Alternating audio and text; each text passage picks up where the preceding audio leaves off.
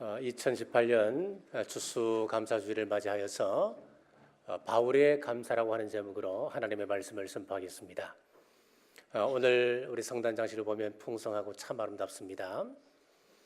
이 모든 것 우리 하나님께서 풍성을 허락해 주셨습니다. 물론 우리 사람이 씨를 뿌리고 물을 주고 또 거름을 주고 잡초를 뽑아줍니다. 하지만 우리 하나님께서 함께해 주지 않는다면 이렇게 자랄 수가 없고 결실할 수가 없습니다.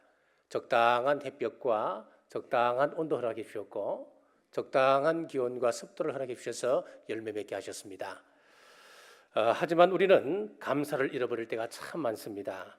참으로 감사한 것은 이런 시대에 우리가 감사를 기억하고 감사를 잊지 않기 위해서 하나님께서 감사절을 제정해 주셨습니다. 자, 그러므로 이 감사절은 축복의 날입니다. 감사를 깨닫게 하는 날입니다. 감사를 회복하는 날입니다. 자, 지금 세계적으로 사막화가 가속화되고 있습니다. UN 보고에 의하면은 육지의 4분의 1이 사막화가 되고 있다고 이야기합니다. 사막이 늘어나는 이유는 비가 적기 때문에 그렇습니다. 비가 적어지는 이유는 수분이 증발되어서 하늘의 비구름을 형성해야 되는데 여러 공해 문제로 인하여서 수증기가 충분하게 올라가지 못하기 때문이라고 이야기합니다. 여기에 영적인 원리가 있습니다. 감사가 하늘로 올라가지 아니하면 우리에게 은혜의 비는 없다고 하는 것입니다. 감사가 하늘에 올라가야 은혜의 비가 내리게끔 되어 있습니다. 여러분은 어떻습니까? 감사의 수증기가 충분히 하늘로 올라가서 은혜의 비가 여러분의 심령에 촉촉이 내려오고 있는지요? 지금 이 나라를 걱정하는 사람들이 많습니다. 하지만 마지막 때 복음을 나누어주는 민족으로 하나님께서 분명히 우리 민족을 구별하여 사용하시기 때문에 통일은 반드시 올 것입니다. 이런 분명한 결론을 가지고 우리가 접근하면 지금 과정상은 혼란스럽고 힘들지만은 우리는 기도하며 견디낼 수 있어야 합니다. 이런 섭리신앙을 가지고 있다 해도 지금 이 나라의 사회주의 사상이 난무하다고 하는 느낌을 지울 수는 없습니다. 지금 이 나라의 그중 하나가 이 사회에 감사가 점점 사라지고 있습니다. 과거 정권 탓으로, 여당은 야당 탓으로, 야당은 여권 탓으로 서로 남 탓하기에 바쁩니다. 과거 사회주의 국가엔 감사합니다 말이 거의 없었다고 그럽니다. 왜 그런가 하면 공산주의 혁명 자체가 사회적 불만에서부터 시작하기 때문에 그렇습니다. 자, 영국에서 산업혁명이 처음 시작을 합니다. 자, 그런데 산업이 발전하면 전부 같이 잘 살아야 되는데, 잘 사는 사회가 되어야 되는데 자본을 가지고 있는 사람들은 점점 배가 부르고 또 반대로 자, 노동자들이나 여성들이나 또 심지어 어린 아이들까지 이 노동력 착취라고 하는 역기능 현상이 나타나게 되었습니다. 그래서 나온 것이 칼 마르크스의 자본론입니다. 이 사상을 바탕으로 나의 불행은 너 때문이라고 하는 비판이 나오고 여기서부터 공산주의 혁명이 시작되기 때문에 여기에는 감사가 들어갈 자리가 없습니다. 자, 이 사상을 받아들인 나라는 전부 피해 숙청이 있었습니다.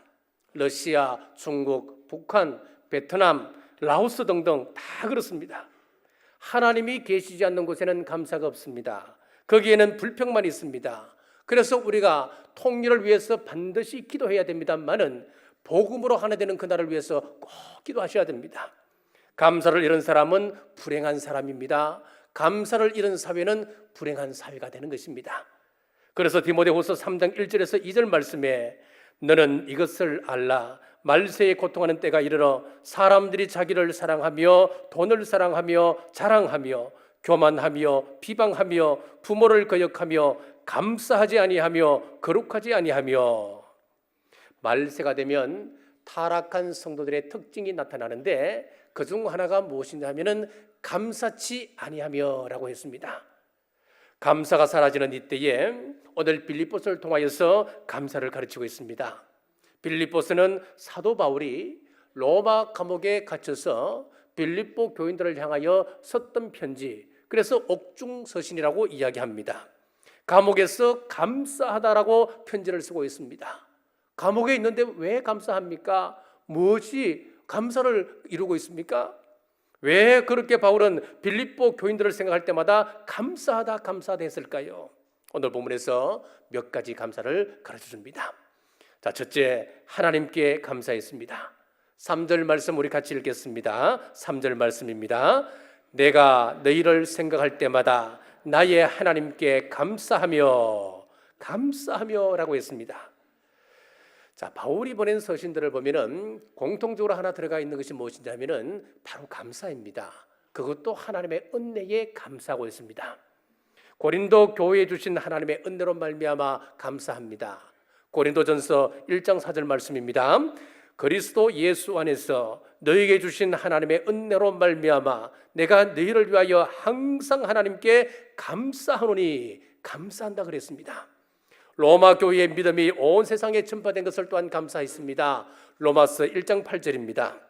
먼저 내가 예수 그리스도로 말미암아 너희 모든 사람에 관하여 내 하나님께 감사함은 너희 믿음이 온 세상에 전파됨이로다. 데살로니가 교회가 하나님의 말씀을 받아들임에 대해서도 감사하고 있습니다. 데살로니가전서 2장 13절입니다. 그러므로 우리가 하나님께 끊임없이 감사함은 너희가 우리에게 들은 바 하나님의 말씀을 받을 때에 사람의 말로 받지 아니하고 하나님의 말씀으로 받음이니 진실로 그러하도다. 이 말씀이 또한 너희 믿는 자 가운데서 역사하느니라. 자, 이렇게 사도 바울의 서신서를 살펴보면 공통적으로 등장하는 것이 바로 감사입니다. 존 뉴턴은 젊었을 때 페루나였습니다. 하나님의 존재 자체를 거부하고 또 저주하고 부인했습니다. 하나님께서 살아계신다면 자신의 삶이 그렇게 고통스러울 수 없다고 하는 겁니다. 그래서 자살하려고 술을 마시고 바다에 뛰어들었는데 마침 나뭇가지에 옷이 걸려서 구사일생으로 살아났습니다. 자, 이런 여러 가지 일을 당하면서 비슷한 일을 수차례 당하면서 그는 하나님을 끝까지 인정하지 아니하고 그런 일을 겪으면 겪을수록 그의 마음은 더 강팍해졌습니다. 그 후 존 뉴턴은 돈벌이가 되는 아프리카 노예선을 타려고 부두에 나갔습니다. 그런데 갑자기 병이 들어서 그 배를 타지 못했습니다. 그런데 그 배가 얼마 나가지 않아서 바다에서 그냥 파손을 당하고 말았습니다. 이 사건을 보면서 하나님께서 끊임없이 자기를 부르신다고 하는 사실을 깨닫게 되었고 그 순간 하나님의 은혜 앞에 무릎을 꿇게 되었습니다.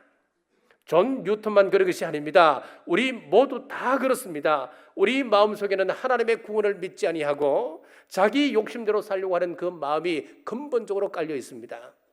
하나님께서는 우리가 조그마한 은혜에도 크게 감사하는 신앙을 갖기를 원하고 계십니다. 송구 영신 예배 때 연초에 우리가 기도 제목을 다 내셨습니다.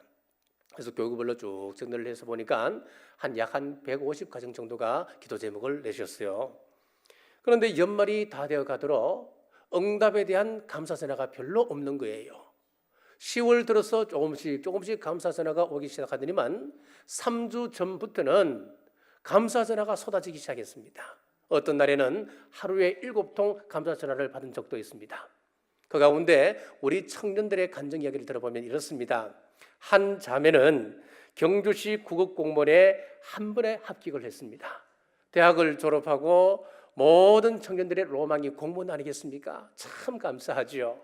한 형제는 경북 소방서 소방공무원에 이번에 합격을 했습니다. 합격을 하고 이제 수습 기간을 거치고 이제 발령을 받게 되는데 경북에서 그것도 경주 소방서 그 본부에 그게 이렇게 발령을 받았더라고요.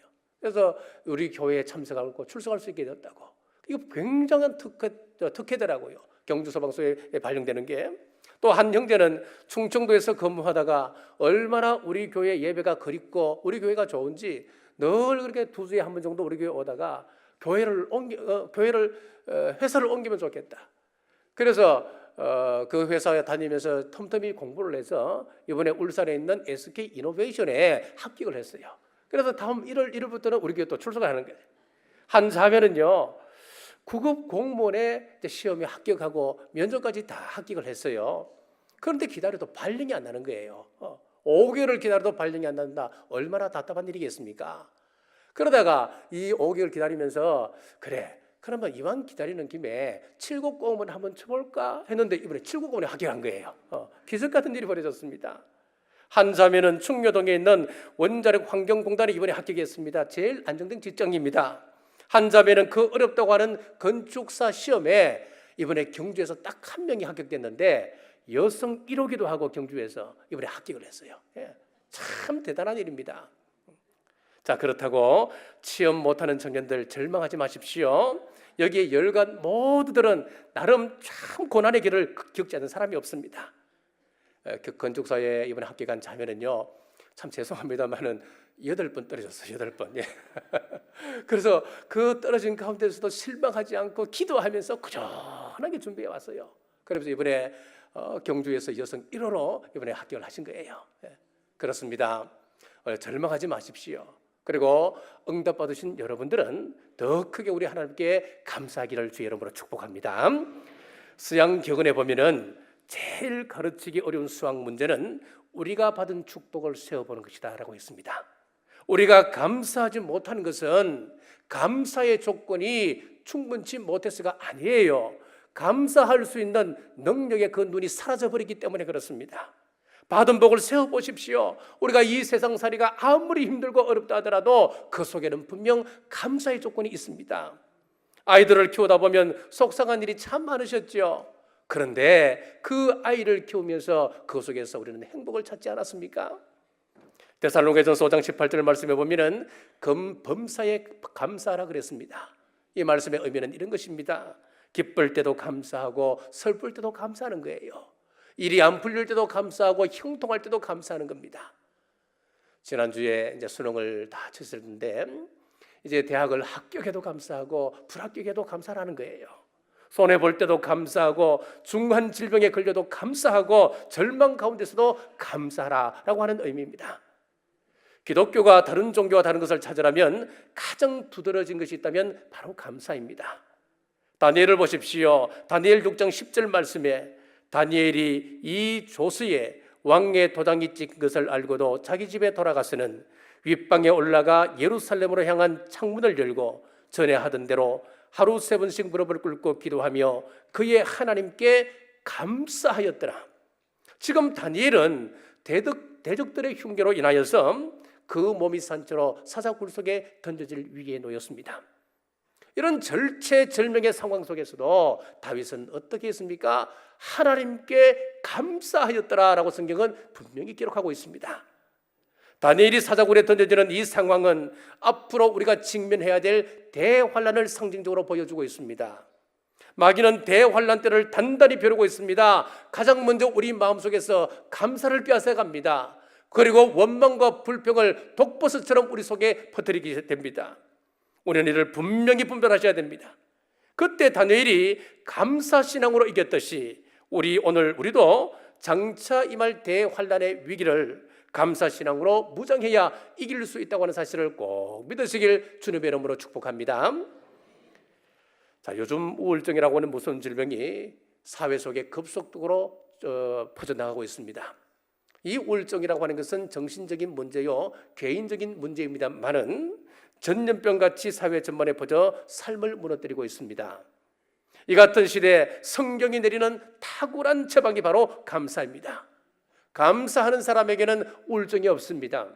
감사하는 사람에게 어떻게 자살 충동이 들어오겠습니까? 문제없는 가정은 없습니다. 그러나 우리가 조금만 생각을 바꾸게 되면 감사할 일이 너무너무 많이 있습니다. 눈으로 보는 것마다 감사하십시오. 귀로 듣는 것마다 감사하십시오. 누구를 만나든 무슨 일을 만나든 우리 하나님의 은혜를 생각하고 감사하는 우리 모두 되시기를 주님의 이름으로 축복합니다. 두 번째, 복음의 참여함을 감사했습니다. 5절 말씀 같이 읽겠습니다. 5절 말씀입니다. 너희가 첫날부터 이제까지 복음을 위한 일에 참여하고 있기 때문이라. 아멘. 빌립보 교인들이 복음 안에서 교제하고 있음을 감사했습니다. 여기서 참여하고 있다 이 말을 다른 말로 하면 교제한다 그런 뜻입니다. 흔히 교제는 헬라어로 코이노니아라고 이야기합니다. 문자적으로는 참석한다고 하는 것이지만은 사회적 의미로 보면 상호 교류한다 그런 의미를 가지고 있습니다. 자, 히브리어로는 하바르라고 하는 단어를 쓰는데 그 뜻은 매혹하다, 얼을 빼다, 결합하다 그런 뜻을 가지고 있습니다. 자, 그러니까 이 헬라어 디아코니아와 또 히브리어 하바르 뜻, 이 뜻은 단순히 만나는, 그리고 만났다 헤어지는 피상적인 그런 관계가 아니라는 거예요. 분명한 목적을 가지고 함께 교제하다 보니까 서로 매혹적인 서로에 대해서 깊은 관심을 가지고 서로 결합하는 상태, 그것을 바로 바울이 복음의 교제다 그렇게 이야기하는 거예요. 사도 바울은 이런 사랑을 하나님께 감사했습니다. 바울은 본문에서 참된 코이노니아의 성립 조건을 말씀하고 있는데 복음 안에서라고 밝히고 있습니다. 이것은 중요한 전제입니다.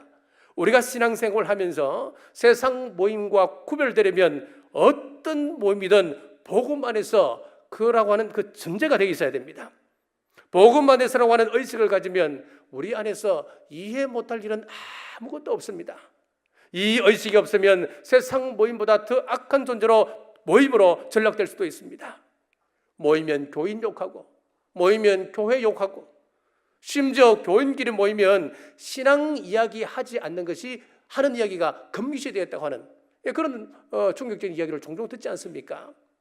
요즘 성경 많이 읽으십니까? 어느 구절에서 은혜 받았습니까? 요즘 기도 많이 하십니까? 하루 3번 골반 기도 잘 하시죠?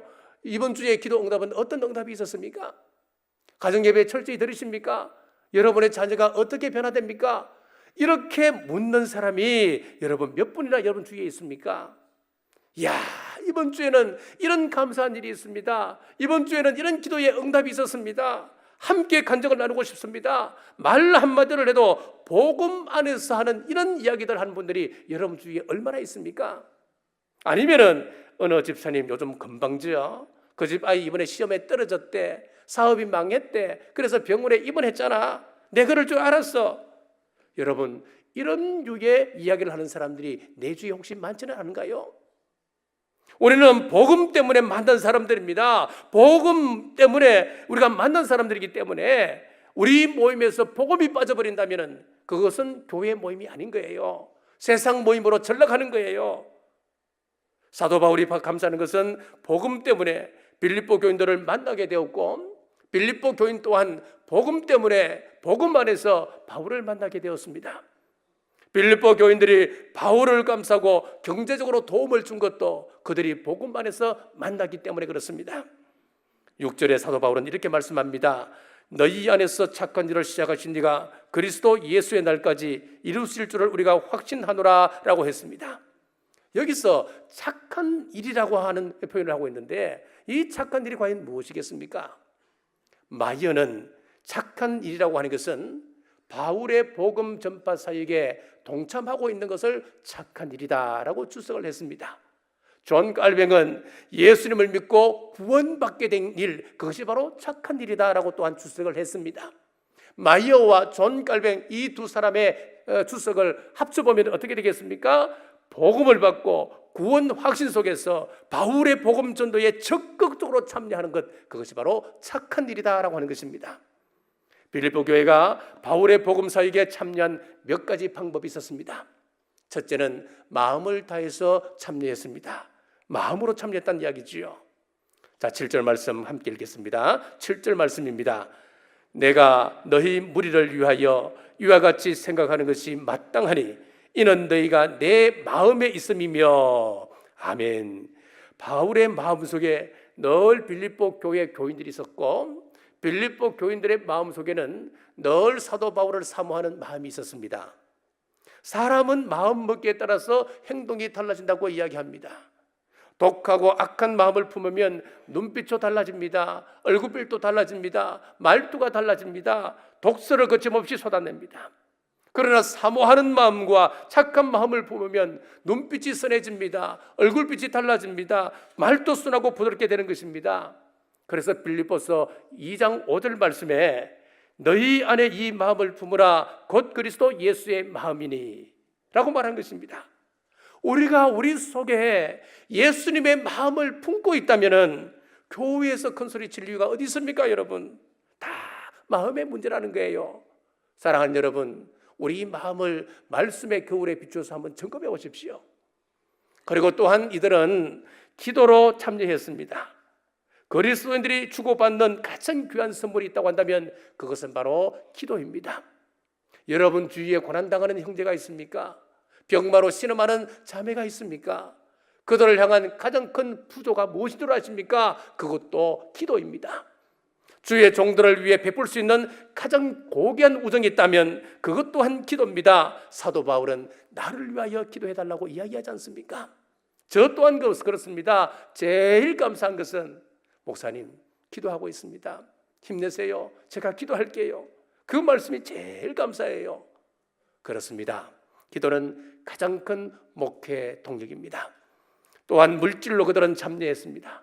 빌립보서 4장 15절에 보면은 내 일에 참여한 교회가 너희 외에는 아무도 없었느니라 라고 했습니다. 사도 바울이 얼마나 많은 교회를 개척했습니까? 수많은 교회 가운데 물질로 선교에 동력했던 교회는 빌립보 교회 한 교회밖에 없었습니다.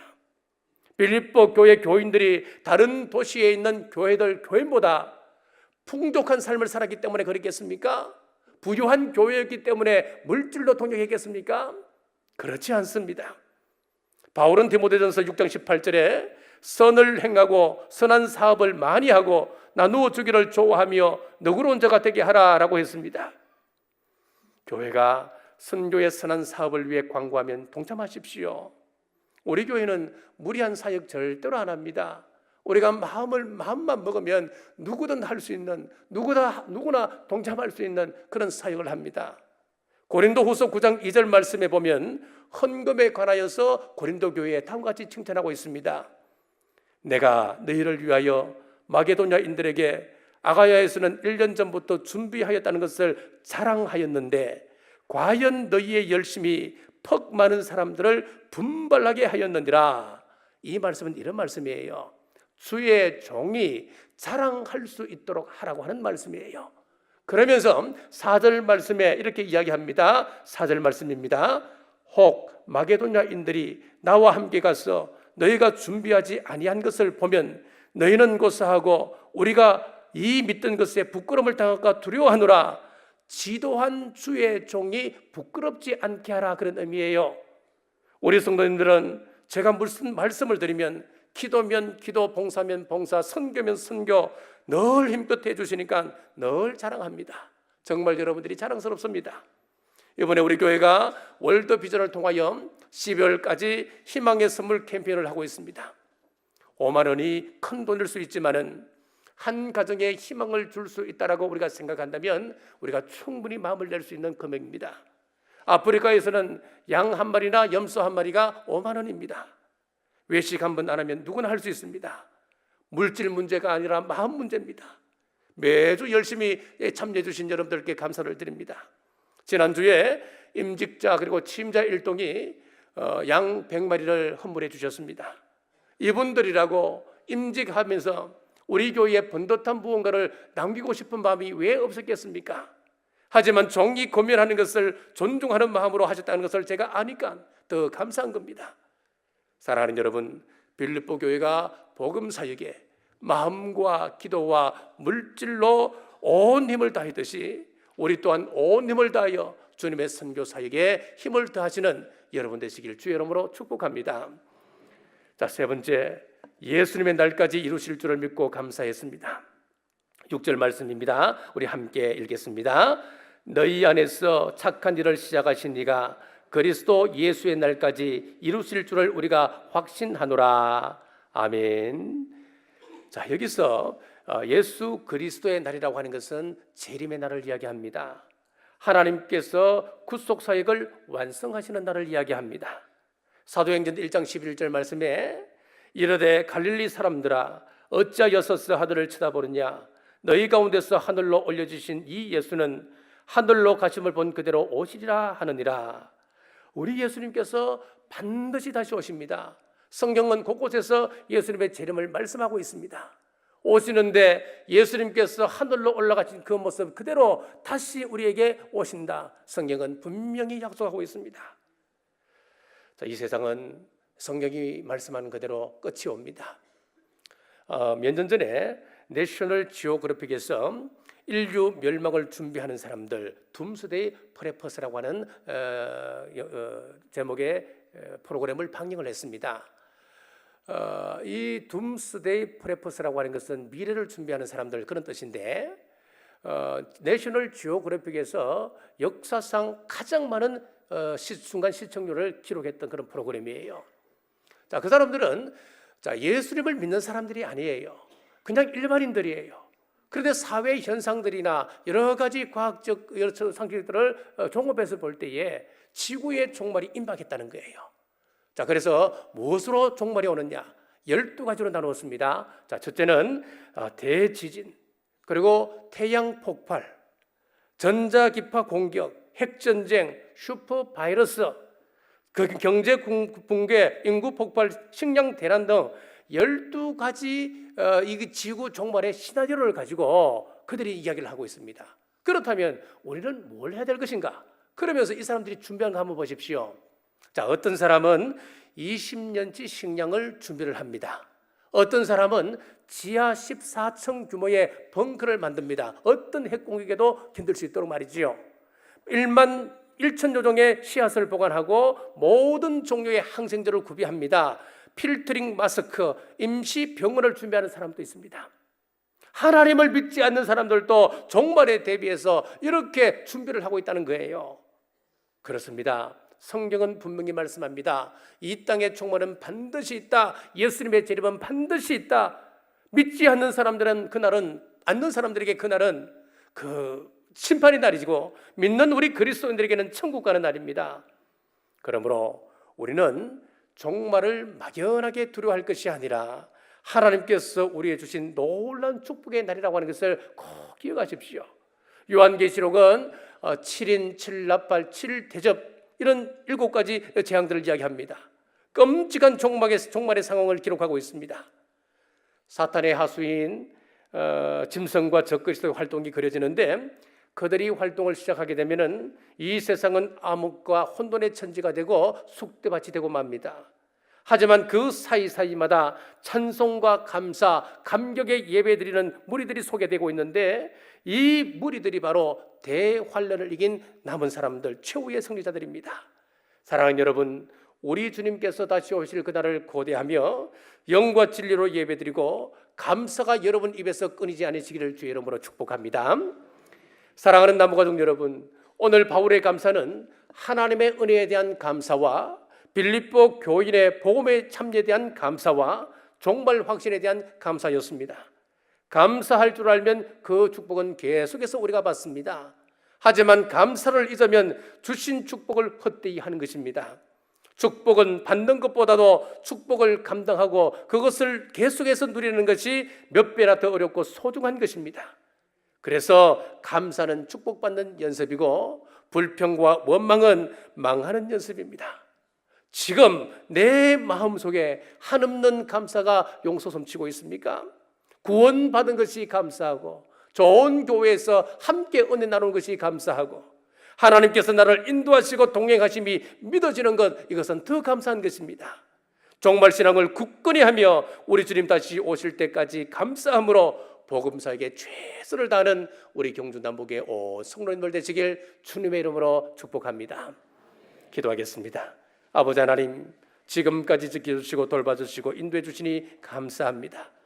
오늘 사도 바울이 로마 감옥에서 빌립보 교인들을 향하여 감사를 전하고 있습니다. 하나님께 감사하고 복음에 참여함을 감사하고 이 일이 우리 주님 오실 때까지 이루어질 것을 감사한 데 있습니다. 이 감사를 알고 주님 오실 때까지 복음 전하는 일에 참여하는 우리 모두 되게 하여 주옵소서. 다시 오실 예수님 이름으로 간절히 기도드리옵나이다.